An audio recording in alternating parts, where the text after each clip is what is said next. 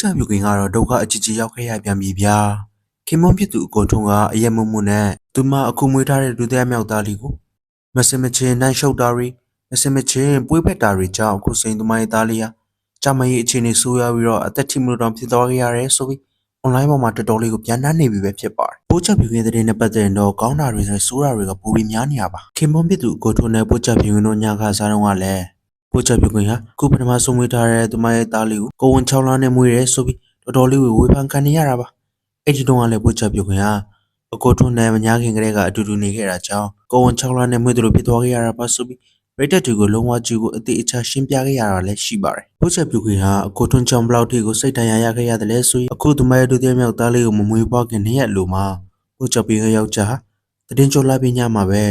ပို့ချပြုခင်ရဲ့အနာမှာမရှိပဲနဲ့ဘားတွေကလတ်တင်မှာရှိတဲ့ကောင်မလေးတွေနဲ့တော်တော်လေးကိုပြောမျိုးနေရပါမိမဖြစ်သူကမွေးဖွားဖို့နေ့ရက်ပဲလို့တဲ့အခါမှာအခုချိန်မှာအဲ့လိုမျိုးလောက်တာလုံးဝမတင်တော့ပါဘူးနောက်ပြီးအဲ့ဒီတော့ကလည်းပို့ချက်ပြူခင်ကသူမရဲ့ပိုက်ထဲမှာရှိကလေးကတော်တော်လေးကိုစိုက်ကြည့်တဲ့အတွက်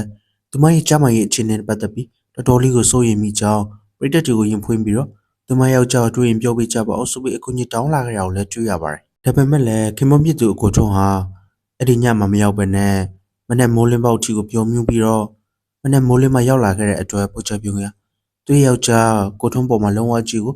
ဒေါသထွက်ပြီးတော့ပောက်ကွဲပြနေတာကိုလည်းတွေ့ရပါတယ်။အဲ့ဒီဖြစ်ပျက်ကိုကြည့်ပြီးတော့လည်းပရိသတ်တချို့ကအခုပို့ချပြုခင်ဟာသူမရဲ့ဒုတိယမြောက်သားလေးကိုမေးပွားတော့ပြီးနင်းယောက်ျားအကိုတုံးကနင်းကိုပြစ်သွားတော့မယ်ဆိုပြီးလေတစ်ဖက်ဆောင်နေပြောဆိုနေကြအောင်လည်းတွေ့ရပါတယ်။အခုတခါထပ်ပြီးသတင်းတွေပေါက်ကြားလာခဲ့တာတော့ပို့ချပြုခင်ယောက်ျားအကိုတုံးဟာအယမမှုနဲ့အိမ်ကိုပြန်လာတဲ့အခါမှာသူမအခုမေးထားတဲ့ဒုတိယမြောက်သားလေးကိုမစင်မချင်းနိုင်ရှုပ်တာတွေမစင်မချင်းပွေးပွက်တာတွေကြောင့်ပို့ချပြုခင်ရဲ့အခုမေးထားတဲ့ဒုတိယမြောက်သားလေးဟာဂျမရဲ့အခြေအနေဆိုးရွားပြီးတော့အသက်ထိမလို့တော့ဖြစ်သွားရတယ်ဆိုပြီး online ပေါ်မှာတော်တော်လေးကိုနာမည်ကြီးနေတာပါဒီကိစ္စကဟုတ်လားမဟုတ်လားဆိုတော့အတိအကျမသိသေးပေမဲ့လည်းအခုလိုမျိုးတားဖြစ်သူရဲ့ဂျမရဲ့အခြေအနေလုံးဝကြီးကိုဆိုးရွားမတော့အကိုတို့အနေနဲ့လုံးဝကြီးကိုတတိပြုဆင်ခြင်ရမှာအမှန်ပါပဲ